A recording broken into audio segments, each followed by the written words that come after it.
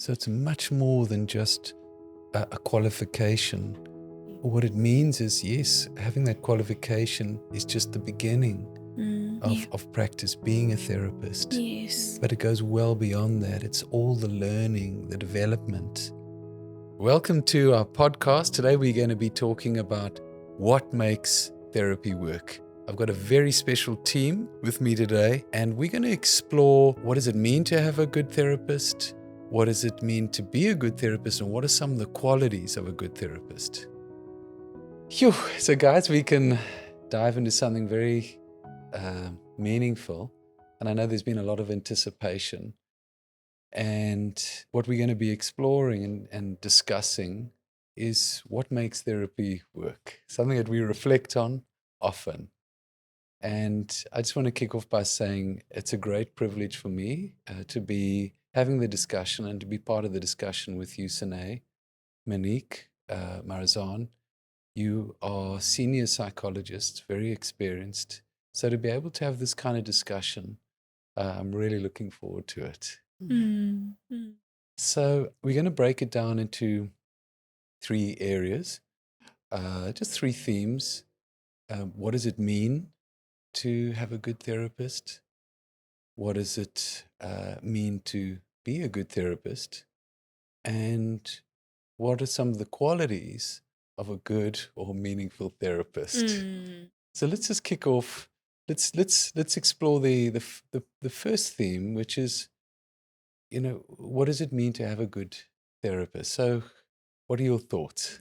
Yeah, so I think with having a good therapist, I think just first of all, therapy itself, it's such a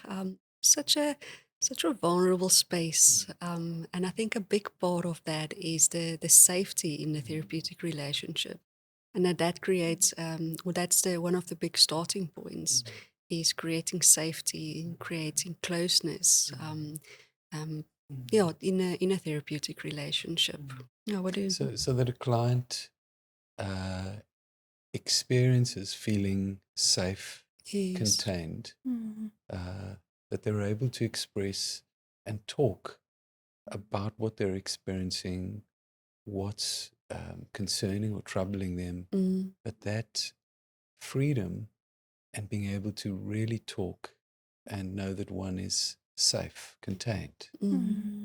Yeah, so Monique, what are your thoughts about what does it mean to have a good therapist? I think there's always two sides because we're in the role, but we also ourselves need that at points in our life as well because we're also human. So can see it from both angles. But I think what it means to have a good therapist is that for you as a person, you have a space that you actually look forward to going to, even if the content of what you're about to share is very heavy, maybe something that's very difficult at that point in your life, but that you actually look forward to going to unpack and to feel lighter because you know that by the end of that session or that process with that person, you're actually going to feel a deep sense of relief and understanding. So I think that's for me what it means to have a good therapist. Yeah. And would you say part of that is it's the expectation that, Yeah. okay, I'm going to be talking about and processing something that may be difficult or maybe not. But part of it is also just looking forward, knowing that it's going to be okay, knowing that there's going to be, I'm going to be growing, develop some, and I'm looking forward to it. Yes. Even at times if it is more difficult, something difficult that one's expecting to process. Yeah, 100%. Yeah, that expectation that I know there's nothing that I can't actually tell that I can say to this therapist that wouldn't damage the relationship. You know, there's nothing that would damage the relationship rather, or take away from it. It's such a safe space. Just touching on what Marizaan said earlier, that sense of there's such safety, there's such trust. You can go there, and usually when you leave, you feel better. Yeah, you may not have all the answers, but you feel better, feel relief. When you say that part of that experience is it's that safety again, and nothing can be damaging. What is that? What do you think gives that sense of I can express freely, openly, and it's okay? What is that? Yeah, sure. What an important question in terms of our theme for today, which is what makes therapy work. It's definitely one of our values and philosophies is that unconditional positive regard. So really just freedom, free of judgment. There's no judgment, there's acceptance of the person for whatever it is that they've faced in their life, whatever they've experienced in their life and are experiencing on an ongoing basis. That unconditional positive regard, acceptance. That whatever I express or say, it's okay. It's okay. And I'm not in any way judged. I can be myself.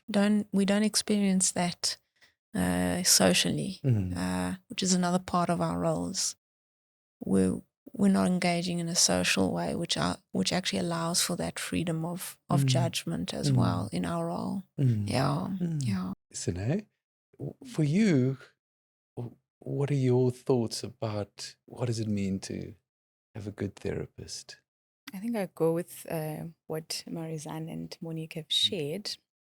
Perhaps what I can add on top of that, I think to have someone that truly cares, that has deep empathy, and to have somebody that can really listen. Because I think when somebody is able to really listen to the client, that's when they are able to truly, deeply understand their experience. So to really have somebody that can be able to deeply and accurately understand what you're trying to say, what you're trying to communicate to them. So to have somebody that has good listening skills, I think that's quite important.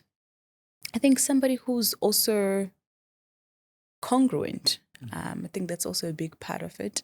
Somebody that also shows you and can demonstrate their true self. You can see that they demonstrating their true self. They're genuine to you. I think for a client, that also helps them trust the person that they're coming to, the therapist that is. If they can see that this person is genuine and they are authentic and they are being their true self towards me, that also just allows the client to be able to be themselves and not feel judged, feel accepted. And it also creates that safety, as Marizaan had shared, that, okay, I can be myself, I can open up. But it also has to do with you showing that to the client and not trying to present a self that is not accurate or trying to be somebody that you're not, if that makes sense. So I think I would add that. I think that's also quite an important one. So now that experience of being listened to when another truly listens without any judgment and understands one accurately, that is a profound experience. And that perhaps even in that experience of being listened to, being understood, and when that understanding is very accurate, that perhaps we can even understand ourselves better. And for a client then, understanding some experience that they perhaps weren't aware of on account of the therapist's active listening and accurate understanding and empathy. Indeed, 100%. You also note something so important, and that is the quality of being authentic as a therapist, but what it means for a client to experience one's therapist as being genuine, authentic, their true self, and how that enables more freedom and safety to for one to be able to express as a client and know that that can be trusted, that what I'm hearing and learning and coming to understand, I can trust it. It's genuine. I think perhaps there's always a misconception about therapists and them not not really not being human, but there's a misconception that we are perfect and we don't have issues. We don't experience the same things that our clients experience. So I think to have a little bit of that come through and ensure the client that you are also human, you go through the same experiences, it also creates that closeness, that trust. It's genuine, it's authentic, you're also human. Yes. So just to be able to show that, it does, I think it's a good quality, and it does really contribute to having therapy that is meaningful and creating that space for the client. Yeah. And as a therapist, certainly one's not perfect. Yes. My cell phone often goes off during sessions, alarms. And yes, it's part of being authentic. On the one hand, one is being one's true self as a therapist so that the client can trust, feel safe, and they too can become more of their true selves and begin to express more of who they are. How do we draw, is there a risk there, or how do we balance this between being our true selves and how do we stay focused on the client and their experience? Marizaan, what are your thoughts? How do we balance that? I think that's such a meaningful topic to go into, and I think a part of that is because we are human, like Sine, like you said, is we are human, and in a therapeutic relationship, it's two humans engaging with each other. And I think what the balance there is that authenticity, that congruence of being being who you are, how you relate, that remains congruent, it remains authentic. I think the difference where it comes in therapy is that it's not social, it's not a friendship, it's not a social engagement, but that it is therapeutic, and that is where the difference comes in. It is working as a therapist and being with someone, being authentic and being true, and the care and the support, that all of that is congruent. It's not necessarily social, but it is it's congruent and it's authentic. I think it's creating that space and being with someone and holding space for them. Do you mean by holding space that part of that is, and you refer to, it's not simply, it's not a social relationship, it's therapeutic. That, are you saying that is because the therapist, of course, has needs, but the therapist is completely orientated about the well-being of the other, the client, and so there's no expression of the therapist's own needs.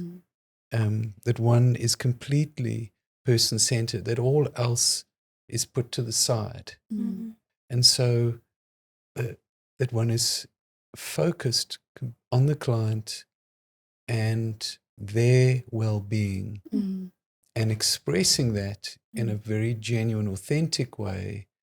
And in no way is there anything selfish, that a therapist is not selfishly expressing needs. And would you say then that there's a possibility that actually adds to the safety for a client, because they know then that I can say and express and work with anything, and it's not, this is not about the therapist's needs.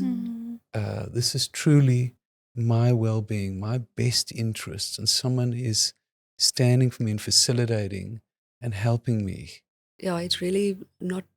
It's not about the therapist's needs, but it's all about the client's needs, and really being able to put a therapist's own frame of reference on pause almost, and as much as possible understanding the other person's frame of reference and what their needs are, so that, like you say, the focus is on them, and whatever they bring, that can be worked with. Monique, you nodding? Yeah, I think it's just a lot of people function in a way that in their relationship socially, they're often taking on a lot and don't have a way of sort of turning around, turning the light on themselves and their own needs. So we see a lot of people who are very independent and function very highly, but that they actually find a space in therapy to be maybe the first space and first relationship where it's actually safe for them to go to their needs, and where they don't have to have anxieties or worries or concerns about the other person in that interaction. They can actually just be and have that 55 minutes just for themselves. And we talk about time, and people say, how much time do I have, but it's actually not about the time. It's that quality of, wow, just in this space, like we've been talking about, this particular space that makes therapy work. And it's that person-centeredness and feeling, I don't have to worry about anyone else's needs right now. I can just park those for now. And you note that often someone is so independent and we know that often out there for others that pillar of strength. And so then being in that safe space where they can actually focus on their own needs and begin to give it to understand them, to identify them, because we don't always know quite what our needs are, and then beginning to express them. And that perhaps if we can begin to express them in the therapeutic relationship, it gives us clarity and confidence to also begin expressing those needs outside of the therapeutic relationship with those who we're really close to, those who love us. Yeah, I think a big part of it is just constantly being aware that in a therapeutic setting, it's really about the client. They have come to you. So it's about them, and it's not really about you as a therapist. So just constantly having that awareness. I think with everything that you do or say, how you interact, always asking yourself, is what I'm saying, doing in the best interest of the client? I think that helps. Always constantly asking yourself that question. What I'm sharing or doing, is it in the best interest of the client? So I think that also helps in making sure that the focus is on the client and you've got that balance, as you had asked earlier.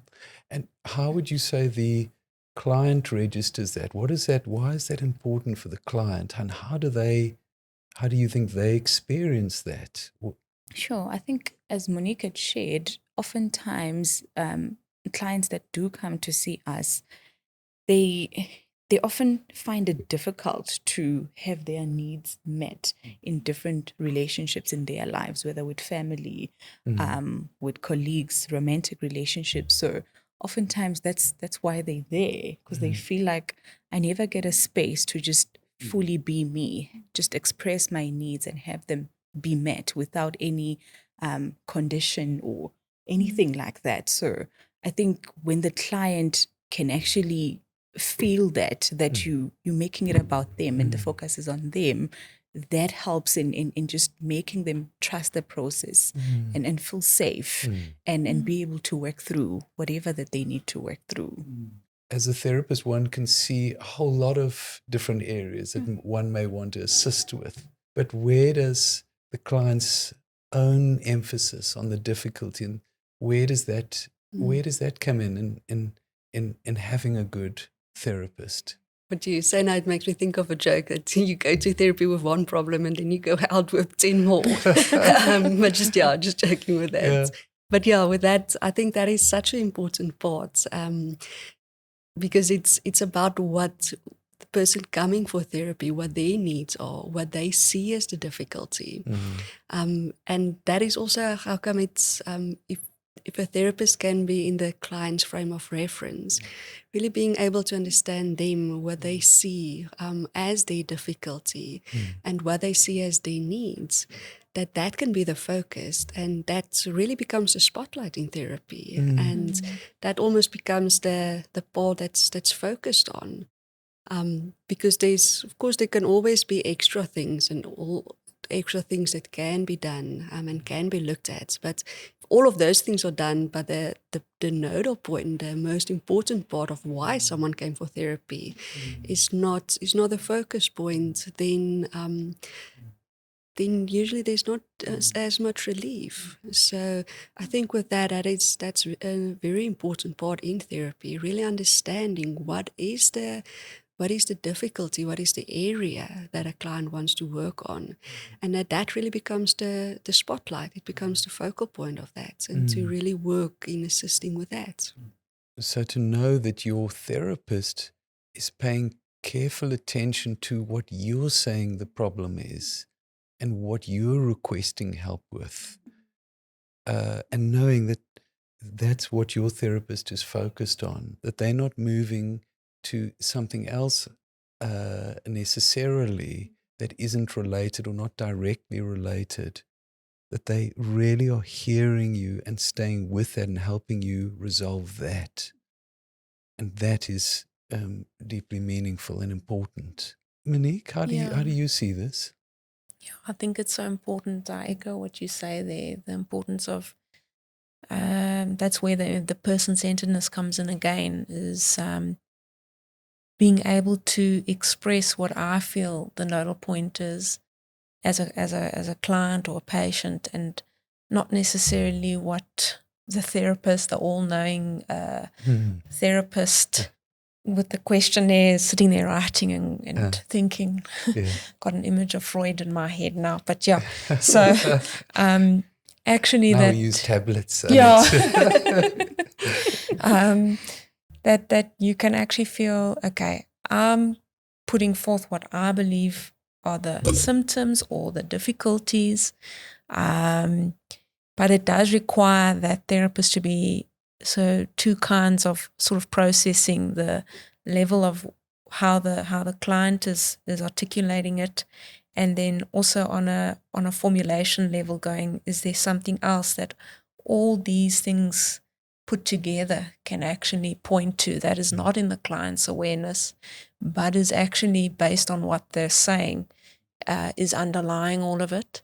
So a good example of that may be, and we recently did a really amazing evening talk discussion, our first Wednesday, on ADHD, adult ADHD, and unexpressed potential. That's actually commonly comes through in therapy, but the client doesn't come and say, oh, I have undiagnosed adult ADHD and unexpressed potential. So they do come through and they express things like, I'm depressed and I've always found things, I never had to study hard. You'll hear this in between, but I never completed my matric, or I never completed that degree, or I never really complete things in my life. I get this burst of energy, I never complete things. And it's in that, it's in all those problems that, yes, the client is bringing, and you're listening and you're putting it together and going, there's a bigger theme underlying this, and being able to feed back at the right time in the therapy process when the client's ready to receive that. Perhaps an assessment may be needed, looking at diagnosis and then overcoming adult ADHD and coping with it and self-actualizing with adult ADHD as an example, because we see it so often. And that's where you can also see the nodal point, but it's not always spelt out. One often thinks you go to the GP and they say, okay, what can I help you with today? Or what seems to be the matter? And we go and we say, I have flu. And then it's like, okay, here's your antibiotics and your nasal spray, and take this 3 times a day. But people are starting to do that as well, because we've got Google at the tip of our fingers, and people take online quizzes and say, I'm depressed, or I've got anxiety. And so oftentimes that presents sometimes it really is. Other times it's like, okay, when you get to know the person a little bit more, sometimes you can actually show them another understanding of it. And maybe Google's not always the answer.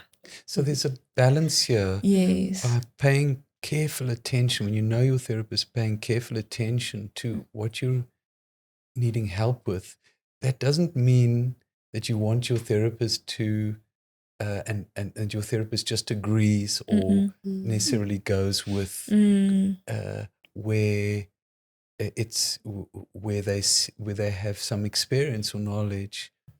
You're actually trusting that they're going to remain focused on what you're having difficulty with. Yes. But they will also be able to show you other aspects and bring other things into awareness and help frame and explain something that you weren't necessarily aware of, but which is really focused on resolving this. Yeah. Sine, how do you see this? Sure, I'll go with that. I think, there's two parts to it. I think it's on the other hand, having that appreciation for the fact that the client is the expert of their own lives. So, being able to have an appreciation for the fact that the therapeutic process is collaborative.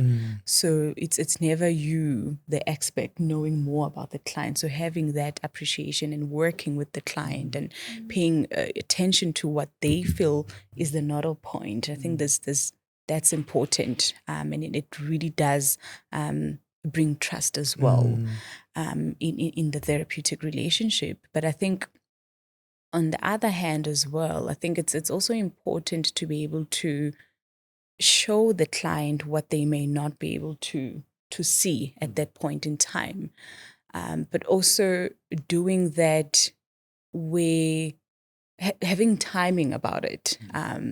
So, for example, if you can see that, this is the underlying issue, this is the bigger picture, sharing that with the client when they're ready to receive it. And even if, you find that maybe they're not ready to actually take that in, respecting that as well, and then working through that. So I think there's really two parts to it. I think it's, on the other hand, being able to work collaboratively with the client, and then on the other hand, being able to show the client or go to places that perhaps maybe a client may be avoiding. I think what makes a therapy effective is that it's very natural and it happens automatically for us to just avoid going to, let's say, painful areas or difficult areas. It's something that's natural for us to do. We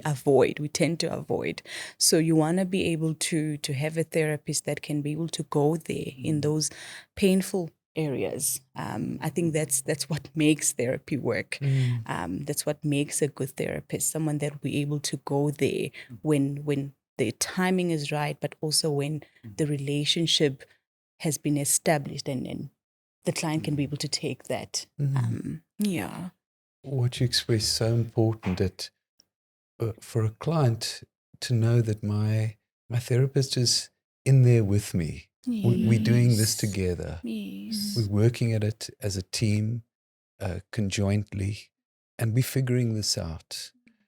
And also knowing and trusting that my therapist has an awareness and has knowledge, that the therapist is going to bring it in and show me things, but also doing it safely. Yes. Which is that when I'm ready for it, timing, and that my therapist doesn't just charge ahead, leave me behind, where I feel anxious or worried or feel that I'm missing something.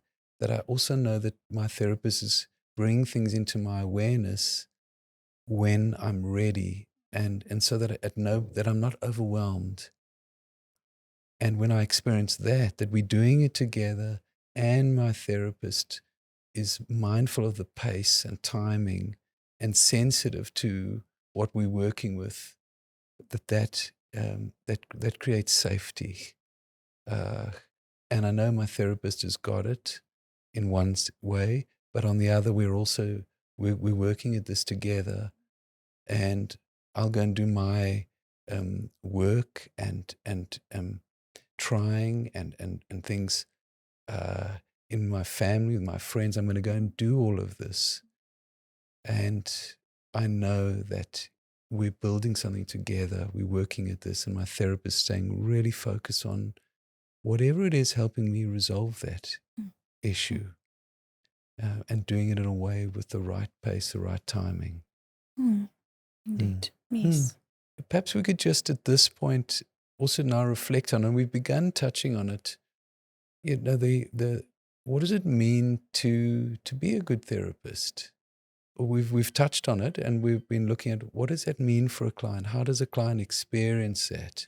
But let's just put the focus more, just shift of emphasis on what does it mean to be a good therapist. So perhaps we can mix it up. Let's see, Sine, if you could kick off with this one. Yeah, I think it's such an important question to look at. I think as a client, you would want to have and get a sense of the person that I'm seeing is competent, in that they have the knowledge, they have the right training, they have the right skills. I think that's such an important one, because then you might as well just go to a family member and have them assist you in whatever that you're going through. So you want to know that the person that I'm going to is competent, and I think that's one of the big ones. So that you know that, and that a therapist is really thoroughly trained, has really applied themselves, has learned, developed, and is an expert in communication, relationships, understanding the nature and development of problems, how someone develops their system, and how they are experienced, and in turn how they experience others, understanding fully and as much as one can as an expert, and having a very high degree of knowledge about psychological, emotional communication and system and development. Indeed, I go with that. And I think perhaps over and above that, just the training, the initial training, and then being able to demonstrate that competence, you also want to know and feel that the therapist is on track in terms of what are the latest trends, what are the most evidence-based techniques that are being used, because psychotherapy is constantly evolving. So you want to also know that my therapist is in a way committed to lifelong learning, and they're constantly exposing themselves and wanting to know what are the latest evidence-based techniques, and being able to integrate all of those to meet your needs as a client. So you want to know that your therapist is abreast of the latest trends in terms of how do we make sure that therapy is effective. So it's much more than just a qualification. Yes. What it means is, yes, having that qualification is just the beginning of practice, being a therapist. Yes. But it goes well beyond that. It's all the learning, the development, and being familiar with everything new that is developed, all the knowledge. And so it's a deep learning process. Yes. Monique, what are your thoughts about this? I think being a good therapist, as Sine, you've already touched on, that thing of always being open, that principle of being open for more learning, that you've never quite made it. In our internship, that was made very clear that if you think you've made it, guess what? You should probably review things with your therapist. So, no. At that point, you don't know what you don't know. Then you don't, exactly. And paradoxically, the more you learn in this field, the more you feel like, wow, I've even got more to learn. So it's a constant learning endeavor and awareness that we don't have all the answers, but we are always trying. And we at the center, we are very privileged to have ongoing trainings offered at the center. So we are always learning and pushing new boundaries, limits, expanding, and really also trying to look at what's going on in the world today that is relevant, that we need to learn. So also recently did training in panic attacks and stopping panic attacks. And in terms of relevance, it was 100% relevant. I think there's a very high prevalence of anxiety and panic, as we've mentioned in our previous podcast, and that's why it's so important for us to continuously learn and grow. And I think part of that is also dealing with our own personal challenges as well in our own therapy processes, as and when we need, as that saying goes, practice what you preach. And that's very it's very important as well that as therapists we take care of ourselves as well. Our roles are invisible in the therapeutic relationship, but someone wise once said, you can't give what you don't have.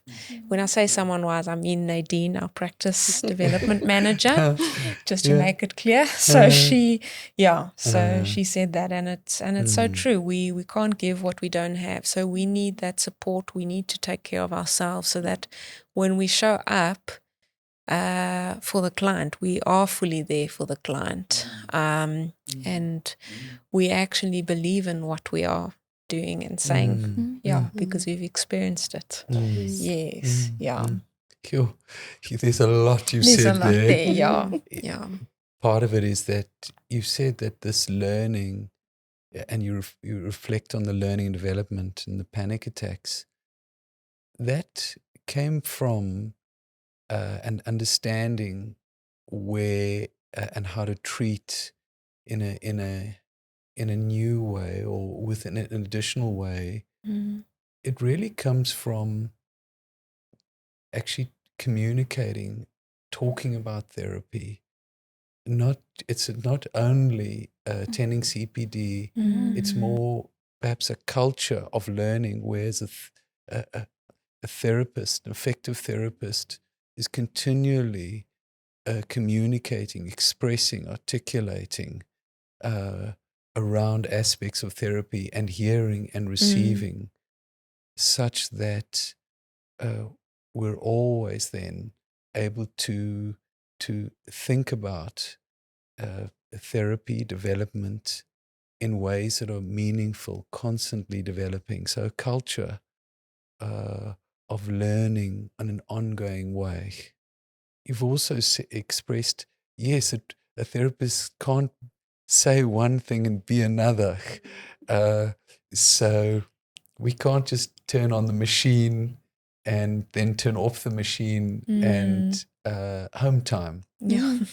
That part of being a therapist, and a good therapist, a meaningful one, is really about being congruent. That who and what you are consistent, both in the therapy room and over the course of time and in other relationships, other interactions, and being congruent. Yes, yeah. You said so much. The other is that we need support. We need to also, an effective therapist takes care of themselves so that they are supported. Because we know that in therapy, because one is so orientated around the other, that one's own needs and everything is just on hold, that it can be extremely isolating, and it's hours in therapy and supporting others, and also very draining. And so in order to be able to do that and to be able to heal and facilitate, support, one also needs really meaningful support by way of developing meaningful support systems and doing that intentionally with awareness, so that one can do the work and continue to fulfill a passion in helping others. Marizaan, yes. What are your thoughts about this? I think these things that Sine and Monique has shared, it's so important, and there's so many aspects to that that really makes a good therapist. And I think with regards to the isolation, I think it's something that's I think a lot of people experience, and therapists as well. And I think a part of that is that it is that teamwork, it is that collaboration, because it is isolating, and it can be can almost develop a bit of a blind spot at times, and not being aware of it, where continuously engaging with colleagues, engaging with mentors, can really make a massive difference in seeing things differently as well, getting different perspectives, understanding a client from a different point of view. I think that makes such a big difference. And also breaking the isolation, so that the therapist themselves doesn't become isolated, because that's so many times what we assist and what we work with as well. But becoming aware of that, and that it's an active effort in not being isolated. And I think a second thing of being a good therapist, I think it's being able to really see a client working, and seeing the hard work that clients put in, and how meaningful that can be in them developing just more meaningful relationships, and being able to actualize in different areas, and being part of their journey with them can be extremely meaningful, and seeing them, the hard work that I do put in, and that they go through the journey, and then developing different skills, or working out different things, and just how meaningful and actualizing that can be for them.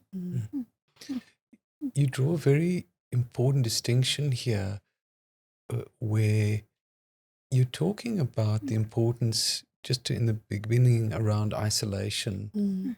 And you seem to be saying that it's not only being able to communicate about therapy with other therapists at constant learning, but also being able to relate, being able to share personally. That's really important. So it's not simply talking about therapy, about developments in therapy, but also being oneself and being able to relate meaningfully with others. If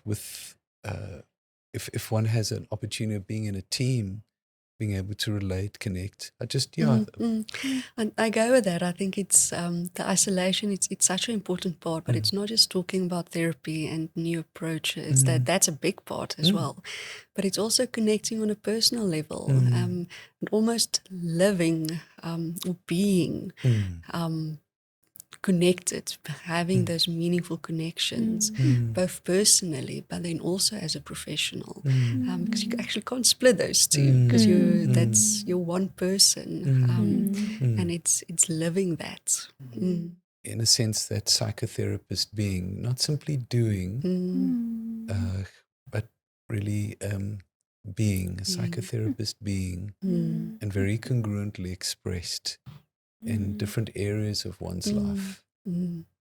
So it's about recognizing that a client is on a journey, and both appreciating and acknowledging by way of validation that part of that journey is to see what they're doing, to recognize that change, and to validate that, so that you are constantly and appropriately recognizing the client, their gains, and validating them in this process.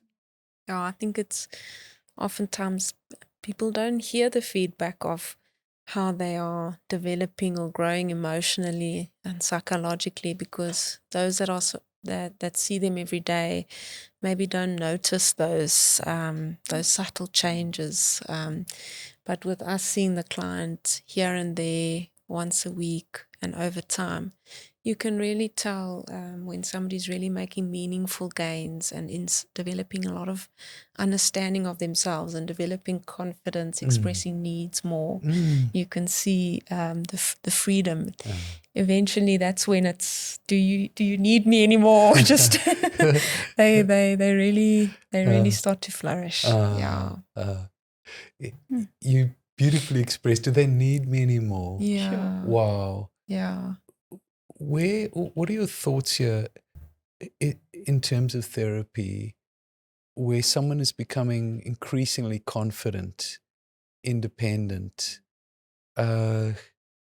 What's the importance of that? Because, of course, in the beginning, a client may be unsure and really is asking for guidance and following.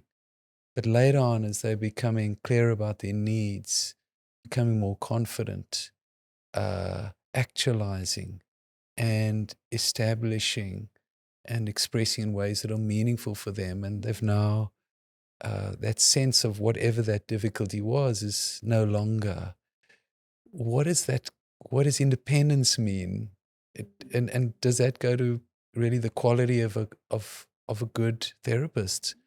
Some aspect of the facilitation of this process?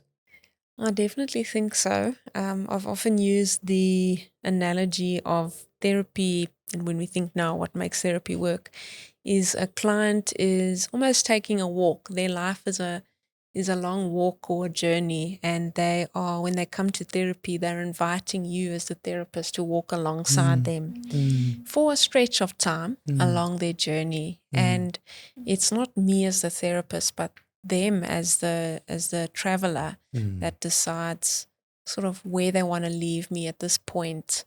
And if they want to take me along at another time in their life for another stretch, but that I'll be one step behind them for that time where they do invite me along.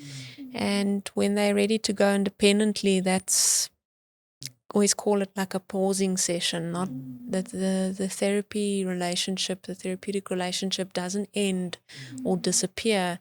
It's always there. And we're always there. Yeah. What you're saying is that therapy is not in any way to promote dependence.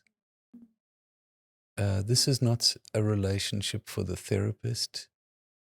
It is oriented around assisting someone to resolve difficulties, to become and increase their own sense of self-mastery, such that when they're ready, they continue and independently. It's and that part of the journey for the therapist is paused. Yes. And the client goes on. It's their life. It's their life. Yeah.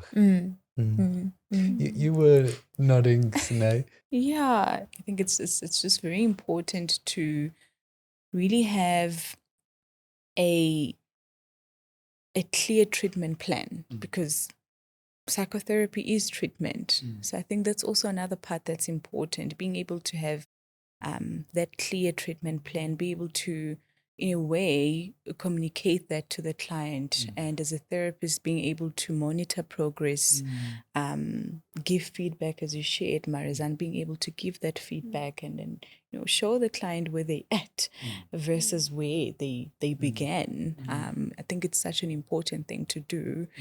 And I think also just having integrity, in a sense that the therapy is not about you as a therapist. It's about the client. And so you shared something earlier, Marizaan. You said there's a Nodal point, but there's always going to be extra things that can be worked upon. That's always going to be there. So also just being mindful that looking at the nodal point, we've achieved that, we've worked on that goal and you've achieved that therapeutic goal. And so even in as much as you can see that there's other things, not being selfish as a therapist and keep the client in therapy, allowing them to pause, as you had shared, and pick it up at a later point in their life. So just I think that integrity and not being selfish as a therapist, being able to share that with the client, that I think, yeah. The importance of structure, that a good, effective therapist is communicating and very much aware of a process and a structured process. Yes. So a client knows that they're on a journey, a healing, a therapeutic journey, with a beginning and at some point a completion or a pause. And then the importance of the therapist's integrity in recognizing that when it's time and they're ready, they go on.